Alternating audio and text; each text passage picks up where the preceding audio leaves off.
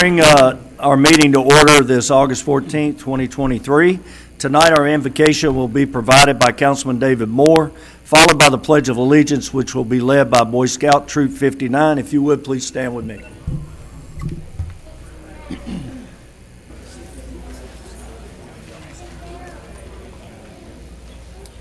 First of all, we want to have a moment of silence for the person that we lost, a citizen this morning that we lost by hit and run accident.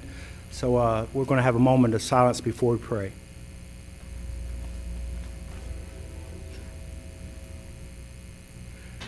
Our dear Heavenly Father, we do thank you again for this day, Lord, that you provided for us, Lord. We thank you for all the blessings that you give us every day, especially each other, Lord. We're here to lift each other up and do good for our city, for each other, for our citizens, Lord. So we just we ask for your continued guidance and your direction in all the decisions that we make and everything that we do, Lord. We ask for your help in everything, Lord, every day, always. So, Lord, we ask all these things in your precious and your heavenly name. Amen. Amen.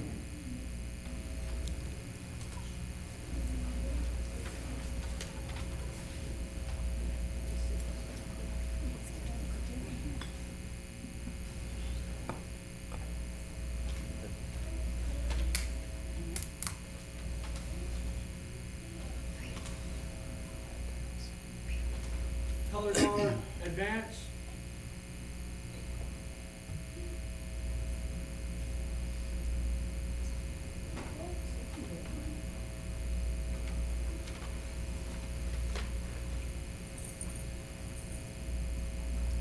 Color guard, post the colors.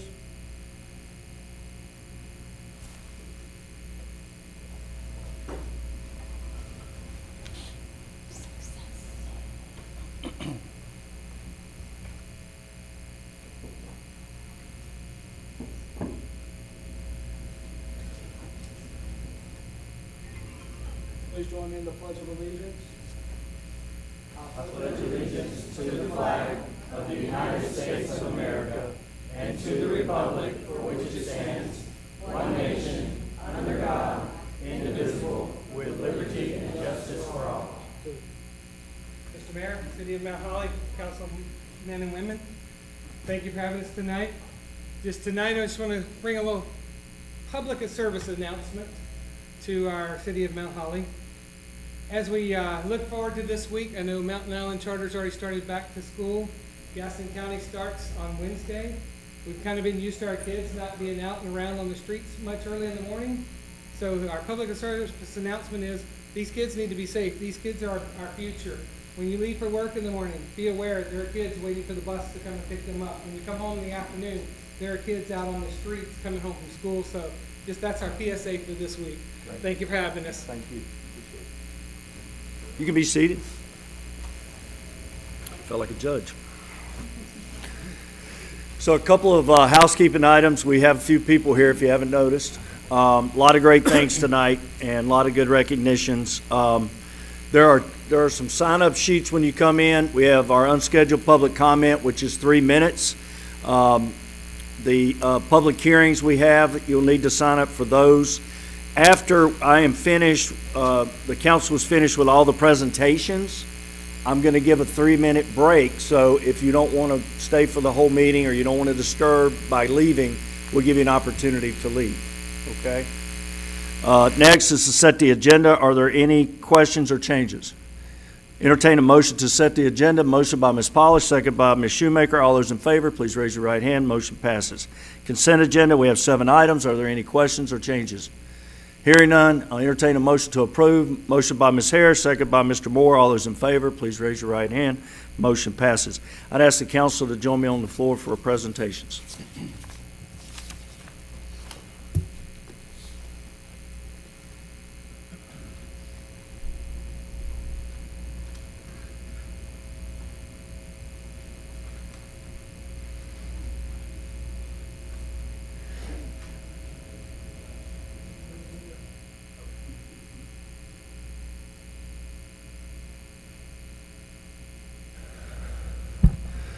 All right, our first proclamation and presentation tonight is for Sarah Elizabeth Roselle Nichols, She is a young 90-year-old, and we are celebrating her birthday with her. Would you please come up, Ms. Nichols?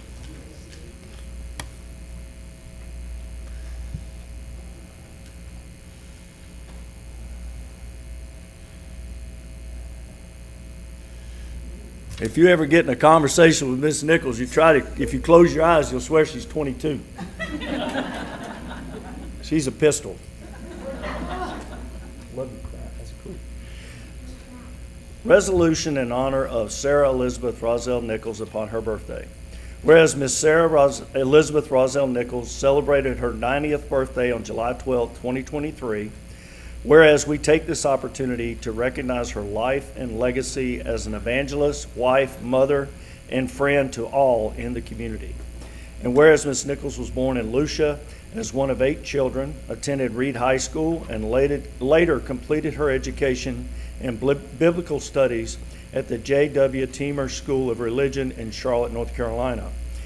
And whereas she answered the call to a life of ministry and service to others in 1978, and has continuously engaged in that calling by leading the residents at New Haven Nursery Home and Bryant Nursing Home in weekly devotions for 25 years, and by sharing the glory of God at Sisters of Charity conventions and St. Paul's First Baptist. Okay. FBH Holiness Church. Okay, thank you.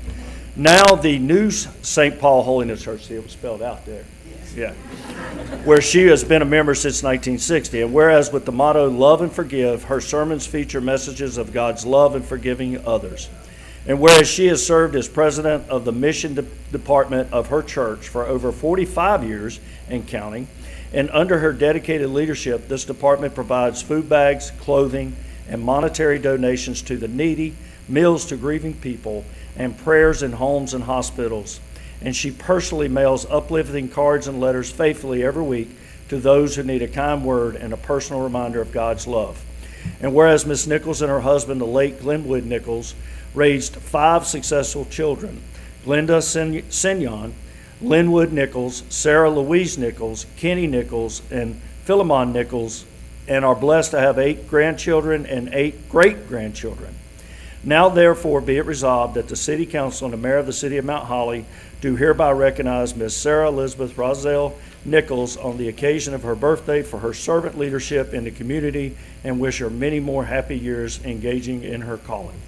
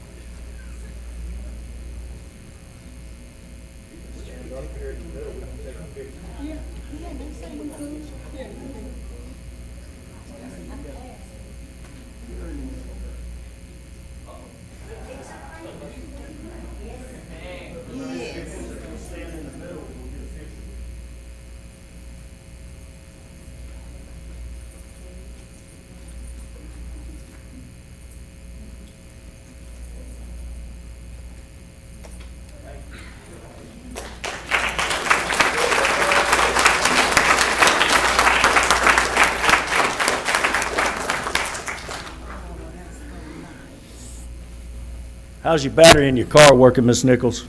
We get that fixed? I got it fixed and got a nut and wrecked it real bad and total loss. Well, bless your heart. Yeah. Okay. Next on the agenda is the swearing in of firefighters Blake Davis, Quentin Hooker, and Hunter Huffstetler. Chief? Mayor, City Council, citizens of Mount Holly. It's a pleasure for me to stand up here. It's also an honor to be able to wear my badge as the fire chief for the city of Mount Holly. We've got an amazing fire department. a great group of firefighters that protect and serve the citizens selflessly every single day, every single night, no matter what happens. So tonight, we get to bring in 3 firefighters into our ranks. They've completed their probationary period with the city. And at this time, I'm going to go ahead and call Quentin Hooker up. Quentin started in the fire service in 2015 as a junior firefighter with East Gaston Volunteer Fire Department, and also in 2016 went to Community Volunteer Fire Department as a junior there as well. He became a full member with Community Fire Department 2018, and then in 2022 he became a full-time member here with the city of Mount Holly. So his father will be pinning him when we call him up. Blake Davis, if you'll come forward. Blake Davis started his career in the fire service with Oak Grove Fire Department in Kings Mountain in 2017. He's also a volunteer member at West Mecklenburg Fire Department. And then in 2022, also, Davis became a full-time member of our fire department as well. He will be pinned tonight by his father, Perry Davis, and also his grandfather, Willie Davis. Hunter Huffstetler, if you'll come forward. Hunter started his fire service at Union Road Volunteer Fire Department in June of 2017, and he started working at Cook's Volunteer Fire Department in 2021. He worked part-time for us in 2022, and then he came on full-time in 2022 as well. Tonight, he will be pinned by his father, who's a retired captain from the city of Gastonia as well, Craig Huffstetler. Mayor?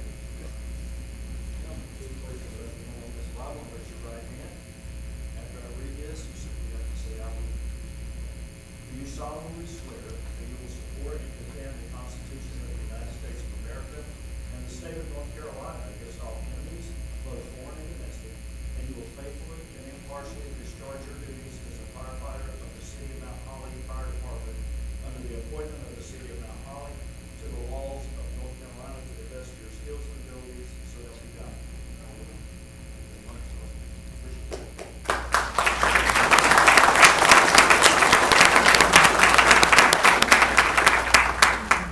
If the family members would come forward for the pinning. Hold on. Oh, I'm sorry. I'm sorry. No, I was telling myself that. That just came out. Gotcha. We'll do that at the pinning now. I forgot. You're fine. Now we're going to pin you. I told him not to stick you too hard.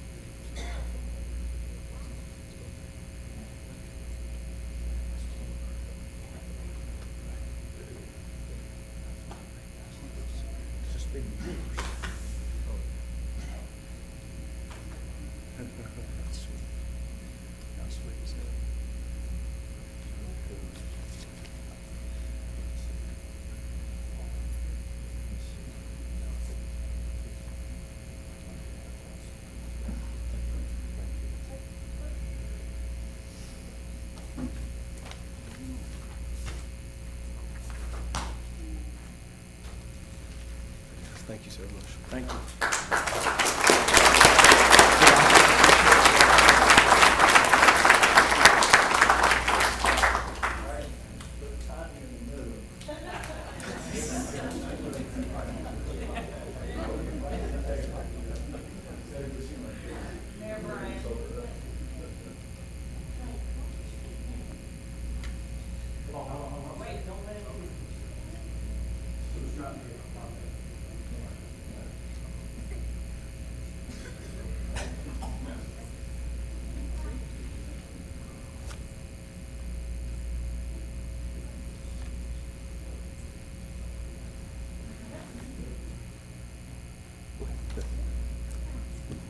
At this time, we're going to do a swearing-in ceremony for our brand-new 3 captains.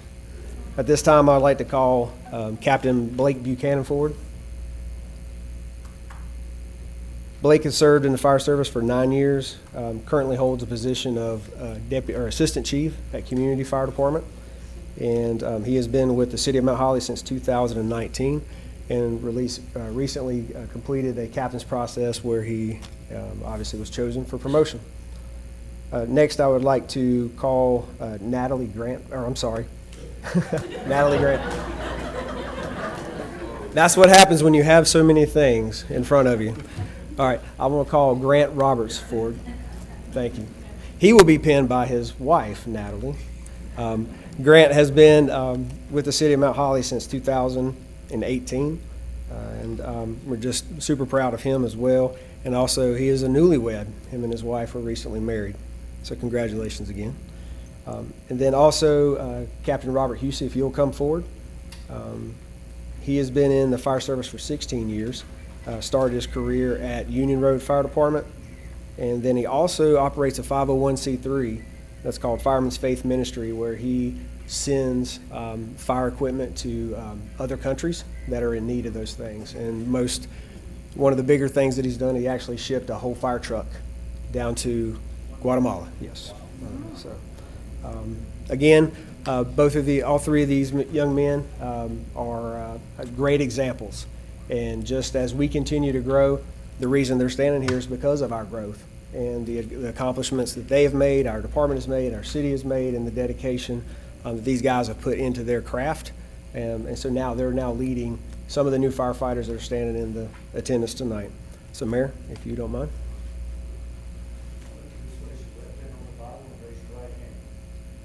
Do you solemnly swear that you will support and defend the Constitution of the United States of America, the state of North Carolina, against all enemies, both foreign and domestic? And you will faithfully and impartially discharge your duties as captain of the City of Mount Holly Fire Department under the appointment of the City of Mount Holly to the laws of North Carolina to the best of your skills and abilities, so help you God.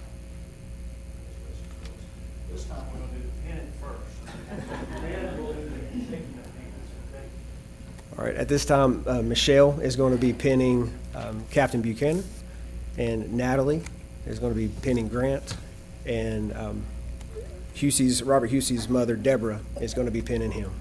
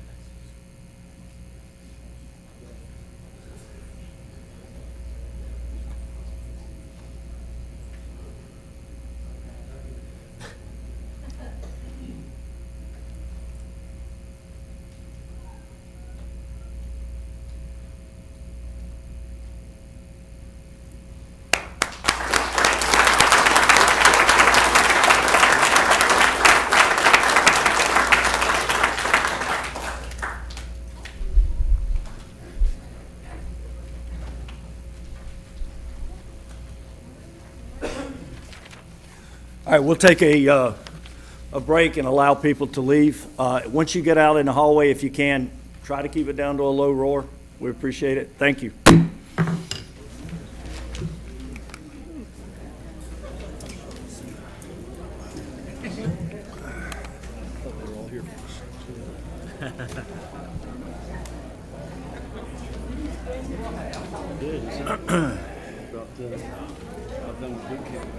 No, not at all. 10 weeks ago. Ooh, yeah, we've got we're four and a half down. Ready for Penelope to go back to school. Starts kindergarten this week, so ready for that. The first week of kindergarten's a headache. It is. It's so It crazy. is. What's your schedule? Like, Jeez. one of my employees was like, okay, he goes in for a half day on Monday and then doesn't go back in for a full day until Friday. She was like, I'm gonna take the whole, basically the whole week. That would be off. good for Right, council to yeah. know. Yeah, she goes Wednesday 9 to 12. Maybe it's just an Friday, 9 to average. 12. over the last 6 Full months. time, 7:30 to I'd love 2:30. to know how that is. So at senior dinner last year, Bo's got a big I was brother now. blazing. Her car wouldn't start, so we tried to jump it off, and it still wouldn't start. So I took her home, He's on and older sisters. he talked Got his brother to pick on. the whole time, and that totally give each all other the way home. And see, so and so lives there, so and so lives there, that's so and Not so, just and tolerating she one lives in another. West You guys Creek. actually like each other. And Right. I got a bunch of friends, Asian, Jackie Lewis, just so many people over there I know. And I said, where'd Chavis Davis live? Oh, right there, Sandra. Yeah. She does. She somebody, if they haven't already, needs to sit down with her and do like verbal Voices discussion. Netherlands, right? Big soccer over there. School team, and then he's on my club team. I think the historical society would be great. Yeah, of course. You won't have a problem with Remember the kid that used to slam click in his bedroom? Okay, so you actually see him. Oh yeah, it's He awesome. actually went to see Teenage Mutant Ninja Turtles with one of his buddies. So he was very tolerant. Yeah. I wouldn't go, but he did. How old is he? 16. He seemed really nice. Didn't he? Was What? When 112's Tom Sawyer was, yeah, they'd actually like put it out there for like everyone to hear about it. yeah. And, like, yeah. Before they went on the market. Well, they didn't go on the market, yeah. That's closed now. Across from Lowland Dairy Road. Yeah.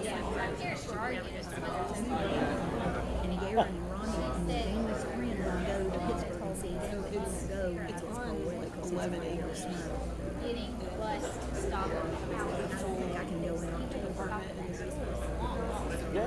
Absolutely. And the weather and yeah, they stop at everybody's front door now. So she's just in a position of like. Ready? Are you ready? I wasn't trying to be rude. I was just. I asked if you're ready. Oh, yes, sir. I mean, I'm doing It's okay. Everything's good. Oh, you're never Everything's ready. good. What's that? You're never ready. She'd got Paul. Not usually anyway. 'Cause No. things Thank to you, put sir. your stuff in so that it was be like cleared out. So that it was like I would be shocked if anybody signed up for any of this. she was actually kind of undoing that because she was paying like a rental fee. Stephanie, I need to clarify. You just want to do unscheduled public comment, right? You didn't mean to sign up for this public hearing. Okay, that's fine. There were a lot of sheets. I just got to scratch your name off. Yeah, no problem. I'll call you up. Yeah, it's text amendment on water storage equipment. Stimulating. You got That's 3 right. minutes. Figure something out. Will you run over she can. So I can remember. All right, our meeting's back in order. We have a public hearing for a proposed text amendment to amend the zoning ordinance for solid waste storage equipment. Paul Lowe. Thank you, Mayor. Thank you, Council. And just like a quick point of clarification, the 4 text amendments that are before you this evening are submitted by staff just to improve the clarity of our ordinance. So this this text amendment would update Section 3.21, which is dumpster screening. So currently, Chapter 3 references dumpster screening, and then it says go to Chapter 10 for the standards. But if you look at Chapter 10, there's no standards for dumpsters and how to screen them, funny enough. So that's why the text amendment was submitted. And basically, the text amendment breaks down how they're going to be screened functionally, all the areas other than B1, and this is for new dumpsters and new developments. For all areas except for the B1, there's going to be a 25-foot setback between the property line and the dumpster and an 8-foot enclosure. And the B1 area, there's not going to be a separation requirement and a 6-foot enclosure. And in the in the highway, in the heavy industrial district, the screening requirements they don't have to meet the screening requirements unless they're 50 feet away from a residentially zoned property or they're visible from a park, a road, or a greenway. And the materials that are allowed would be stone, finished concrete block, brick, wood, and steel, and chain link would be prohibited. Planning Commission voted to recommend approval. Staff recommends approval just with one update.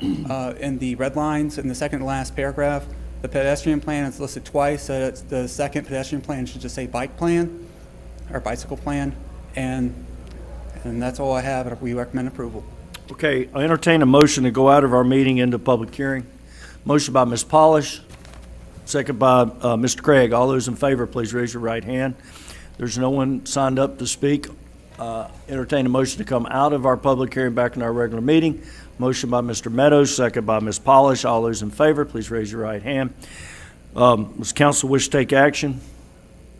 Ms. Shoemaker? Move to approve the text amendment? Second by Mr. Meadows. All those in favor, please raise your right hand. Thank you. Next is a public hearing for a proposed text amendment to amend the zoning ordinance for residential downtown dimension requirements. Paul? Yes, sir. So basically, this text amendment will just update Chapter 5 to provide dimensional standards for townhomes in the RD district. Currently, townhomes are permitted by right in the RD district, but we do not have dimensional standards that sets the minimum dimensional standard for townhome lots of 20 feet. Planning Commission recommends approval. Staff recommends approval. Again, I can answer any questions. Entertain a motion to go out of our regular meeting into public hearing. Motion by Ms. Shoemaker, second by Mr. Meadows. All those in favor, please raise your right hand. There's no one here to speak in that public hearing. I entertain a motion to come out of our public hearing back into our regular meeting. Motion by Mr. Moore, second by Ms. Polish. All those in favor, please raise your hand. Does council wish to take action? Ms. Shoemaker? Move to approve? Second by Mr. Moore. All those in favor, please raise your right hand. Thank you. Public hearing for a proposed text amendment to amend the zoning ordinance street tree canopy. Mr. Lowe. Yes, sir. So this text amendment would update Chapter 10, the landscaping section, and basically it would ensure that street trees are provided by developers. Currently, our ordinance says they that they may be provided.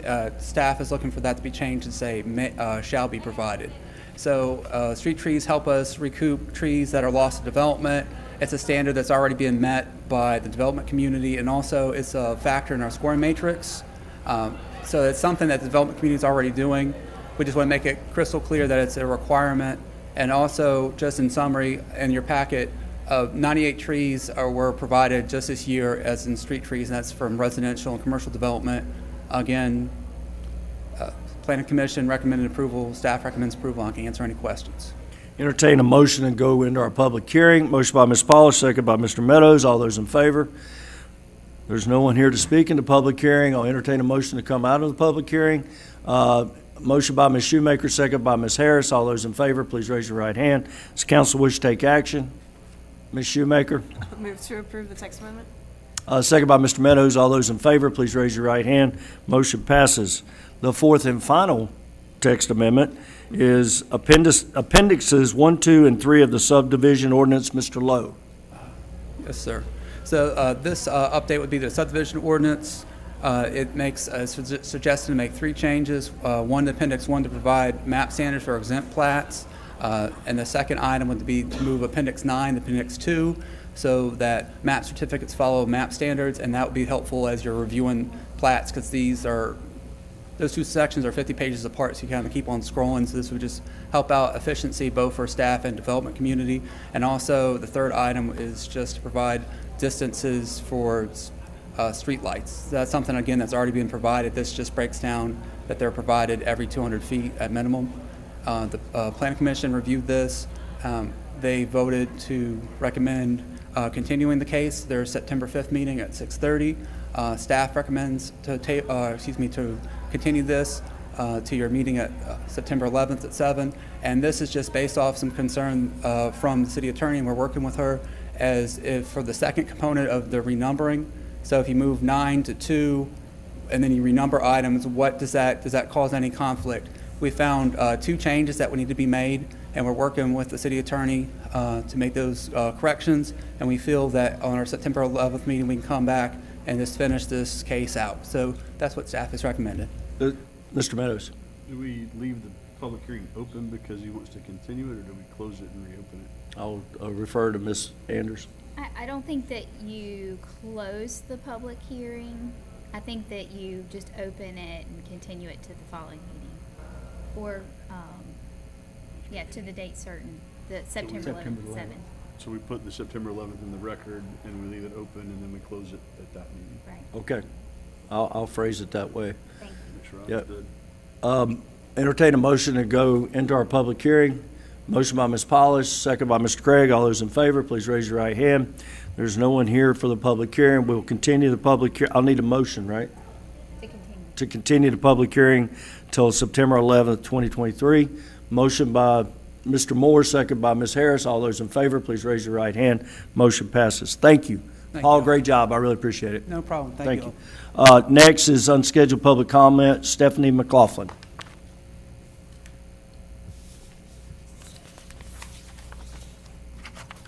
Thank you, Mayor and Council.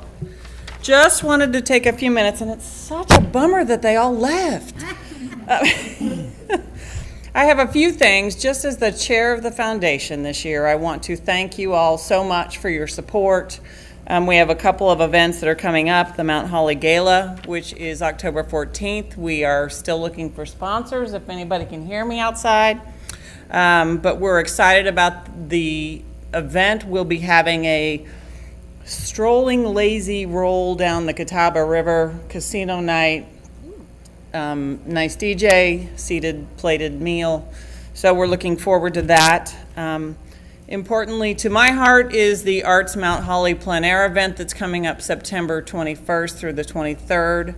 Saturday that evening from 5 to 6, and I think this is important for the community. For the arts, we will have a wet paint sale, an award ceremony for the artists that come out and participate. Again, this is an incubative event, so we open it up to the youth, middle school, high school in the area as well to participate. Wanted to make a comment. I've had lots of feedback around the community as we've noticed the utility boxes coming up from the PAC. What a great opportunity for the city to invest in the art in the community. Lots of feedback, and I'm hoping that you're hearing it as well. So thank you for that. And then finally, we have several members from Arts on the Greenway that are here. I know that that's coming up in the hearing next. We have, and I'm saying this for myself, what a blessing to be a part of the city. So please. Okay, that's all I have. But thank you, and thank you for your consideration. Thank you. Next, under new business, consideration and approval of a lease renewal agreement with Arts on the Greenway for the Massey Building. Marie Anders. Thank you, Mayor and Council. As you know, the building that you can see from here, the Massey Building at 500 East Central Avenue, you have leased to the Mount Holly Community Development Foundation for the last 5 years after they took over an initial lease with the Gaston County Art Guild.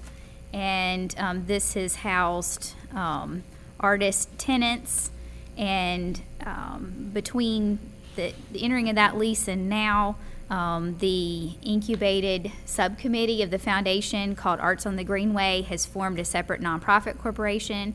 The original lease calls by its terms after 5 years, if the tenant is not in default, they can seek renewal for a 1 year period, up to 5 renewals of 1 year each. At this time, Arts on the Greenway and the foundation have approached the city of Mount Holly requesting a 1 year renewal, but requesting that this lease be assigned to Arts on the Greenway. So it would be the same people, just under a new name. And what is before you is a proposed assignment and 1 year renewal of that lease, with a request for a rent modification as well.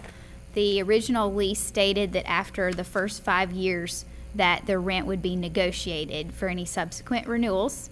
For the first 5 years, the rent was, the rental payment was 90% of the artist tenant sublease payments. So not a flat amount like you typically see from a lease, but rather a variable amount that depended upon the artist subtenants' leases. So they pay the city 90% of the artist tenant sublease payments.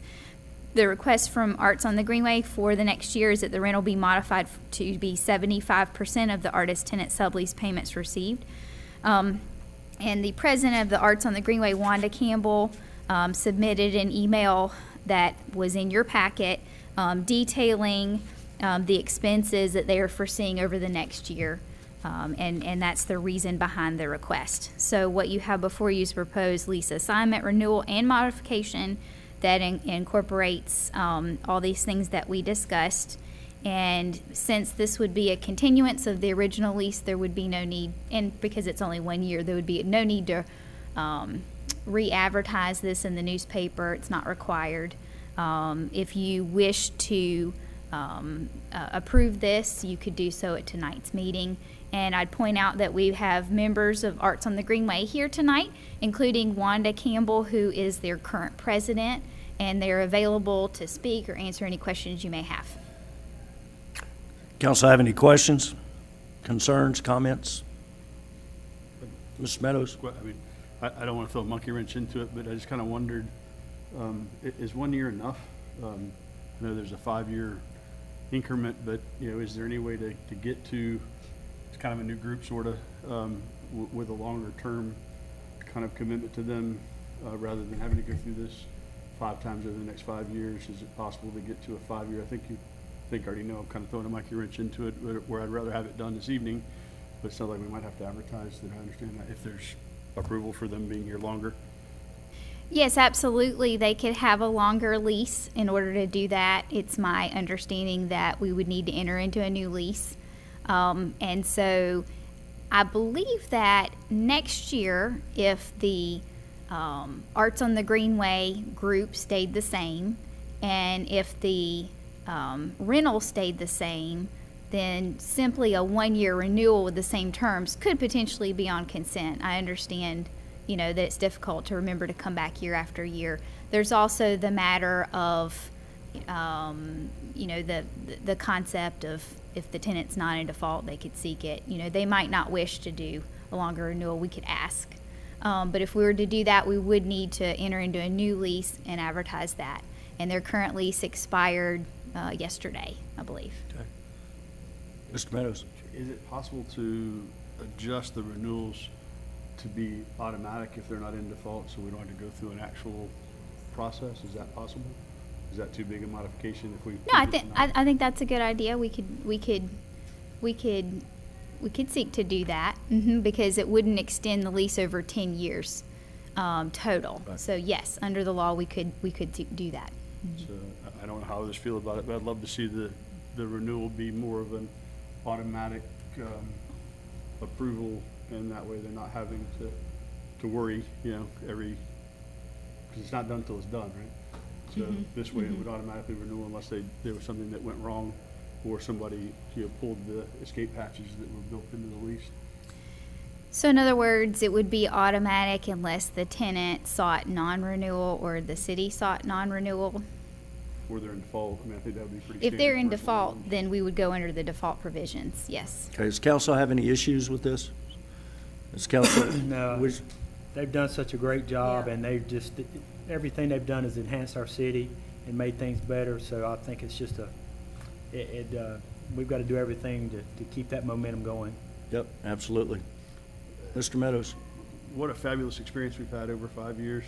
We had a crazy idea on a retreat, and the next thing you know, these guys show up, and look at what else it spawned. I mean, things like the Lantern Parade and crosswalks, the wraps, the arts that are here, the events, the Murals. the crafts, the murals. I mean, it's just amazing. Bike racks. I mean, what am I missing, Greg? I mean, Bikes. it's getting harder to keep up with it all. It's just amazing what the catalyst has been for economic development around the arts. Outstanding effort by the community. I know there's about 3 different nonprofits that are involved in that: Community Development Foundation, Arts on the Greenway, and then we've got Arts Mount Holly as well. So there's multiple groups out there kind of pushing in little different directions, but all within the arts umbrella. It's amazing. It is. Does someone wish to make a motion? Mr. Moore? I'd just say we move forward with Mr. Meadows' suggestion.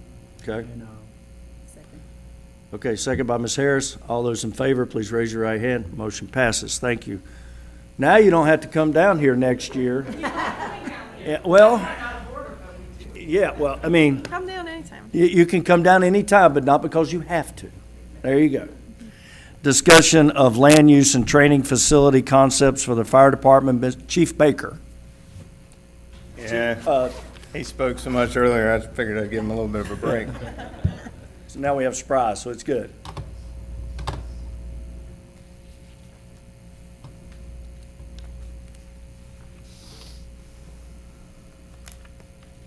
All right. Mayor and council, appreciate y'all allowing us the time to come speak to you tonight. With the city looking into a space use assessment for the city as a whole, we figured this would be a pretty good time to get in front of y'all and kind of let y'all know what we've been thinking about for the last couple of years as far as use of land that we currently as a city have and potential structures.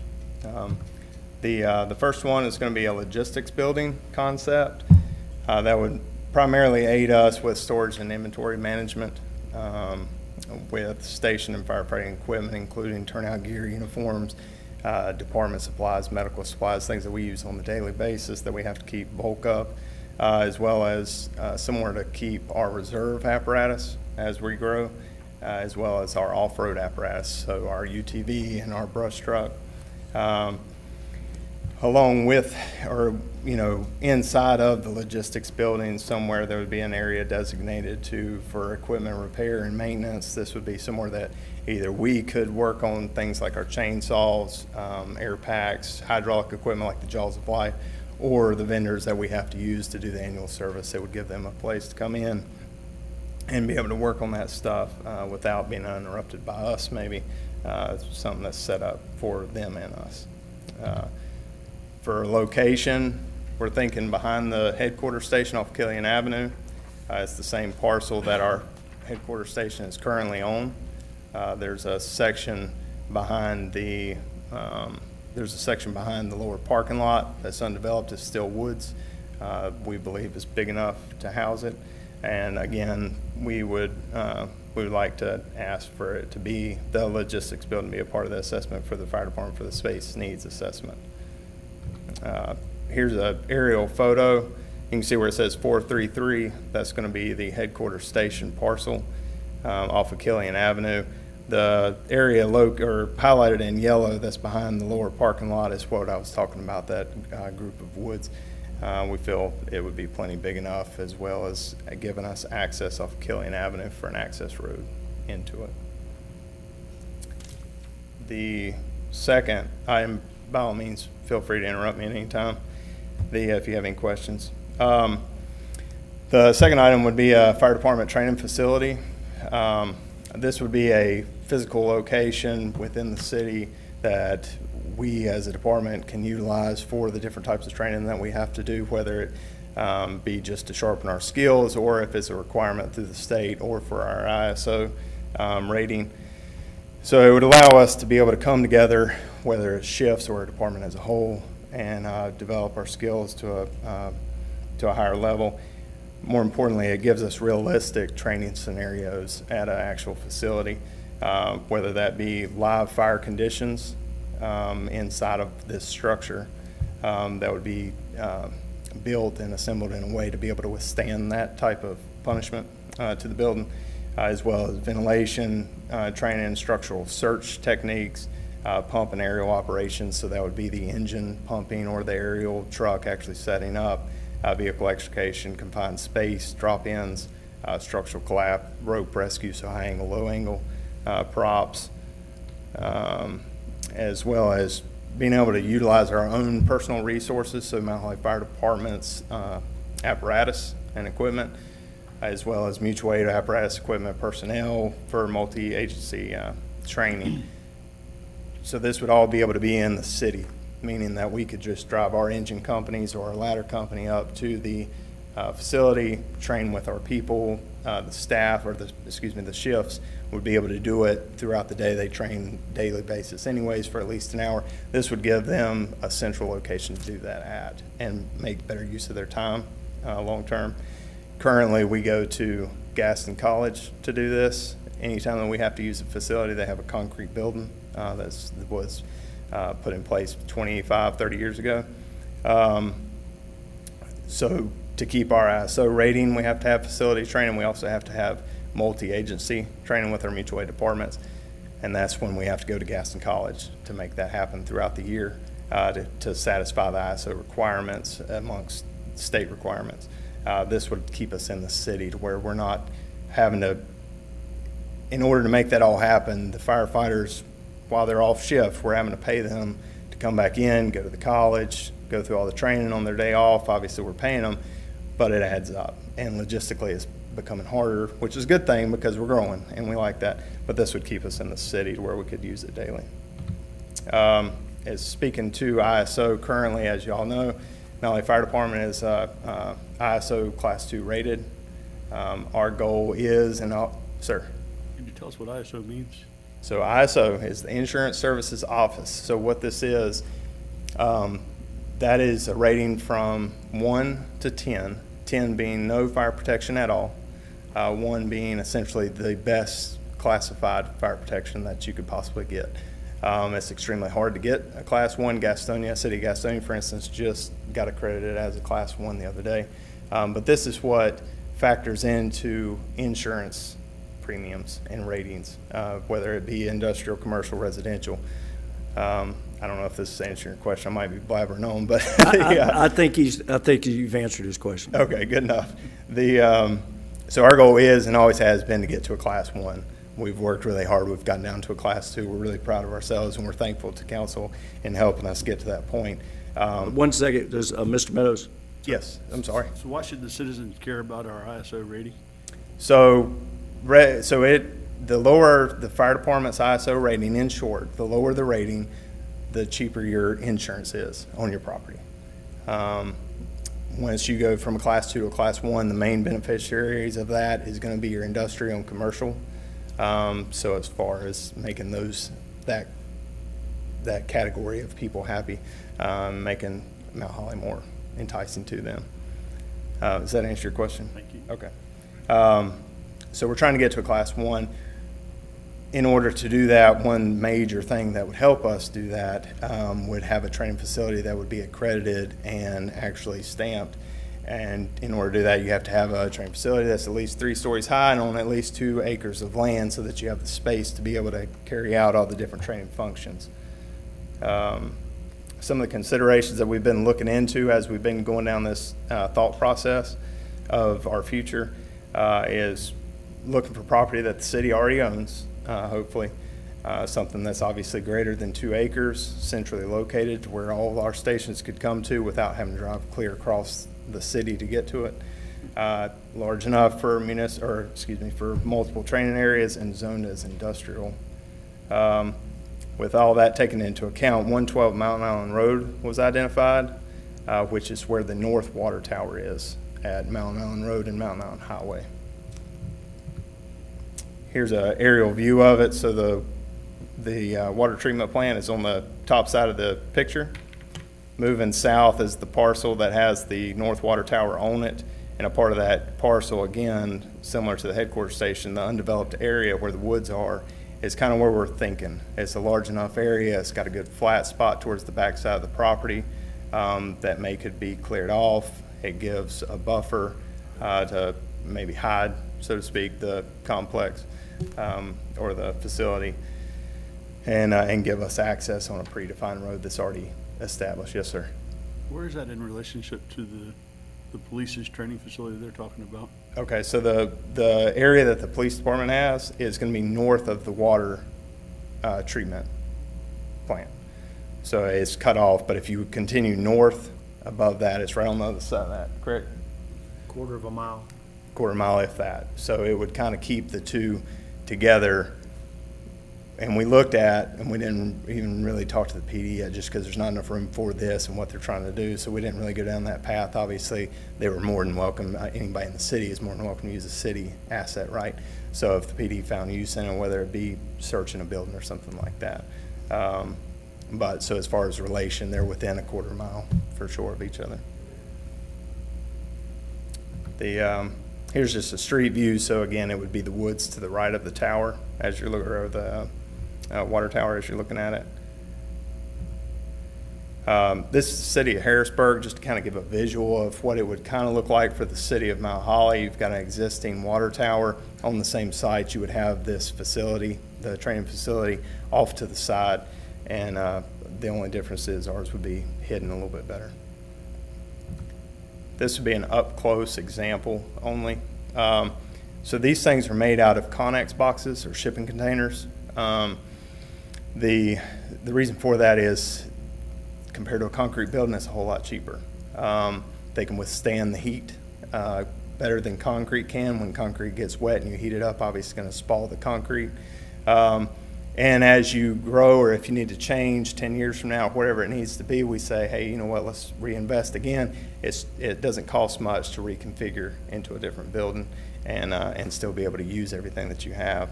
The other reason is that they're extremely versatile. So this one here is technically a 4-story on that one side. The burn chambers, where you're actually going to do your structural firefighting training, is going to be on your bottom 2 floors on this one. Whereas the top right above that kind of 3rd floor area, you can see the slanted area, that's going to be your ventilation training. The rails are going to be 1 for safety, but 2 for rope tie-offs for your high angle, low angles. And then on the 4-story part, you'll see that vertical pipe that runs up the side. That's going to be a stand pipe. So that mimics hotels, commercial buildings, apartment complexes for pumping. Here's just another example. Again, the first 2 floors are going to be your burn areas, and then it has a lot of open rooftop space for your ventilation type training, confined space to drop through holes, rope, stuff like that. Preliminary cost projections, just to have it out there, approximately $500,000 is what we're assuming, talking to different vendors just to see kind of what would all this cost. That includes things like grading, concrete, the structure itself, bringing a few hydrants closer to the facility for use, things like that. And again, we would just like to request that the training facility concept be thought of in the space needs assessment that's coming up. Mr. Meadows? Is it possible to get at least some estimates or cost benefit, kind of like we do on an annexation, to where if you've got $500,000 you need to spend on a facility that the city's going to spend, what kind of insurance cost savings would that bring to our business community that it affects? Is it possible to get some ballpark of what that would look like? Yeah, so we can speak with essentially our main contact with ISO and just say, hey, listen, if we did this, what does that mean for X, Y, and Z? And see if we can come up with some, at least roundabout numbers, the best that we can. I'm sure your department is not the only one that has needs, and when we're looking at those, I'd like to have something to consider, what that investment brings to the citizens as far as value goes. Yeah, exactly. Sure. Would other agencies, East Gaston, Lucia River Band, ones that we work with a lot, community, be able to take advantage of these opportunities as well? Yes, sir. So what it would mean for them, for instance, let's say Lucia or East Gaston or community specifically, or even Cook's Fire Department being in their close proximity. One, it helps them just like it helps us with our multi-agency training, and with it being in their back door, and Captain Westbrook is our training guru, so he could rattle off the exact mileage. But it should be within the, especially for Lucia, East Gaston, and Cooks, it would be within their mileage where they could also count it towards their ISO, even though they don't own it. And of course, they would come and train with us just because, for obvious reasons, we want to make sure that interoperability's on par. Would it be possible, Mr. Jackson, to contact the county for potential partnership cooperation between our agencies to help fund this? I mean, we're helping county residents with county taxes, Mecklenburg County as well, in helping with the building of the structure and the facilities that'll be available. Yeah. Okay. Does council have any further questions? Thank you. Great job. All right. Thank you. Next is closed session pursuant to North Carolina General Statute 143-318.11A3 and 5. Ms. Polish, second. Mr. Craig, all those in favor, please raise your right hand. We are in closed session.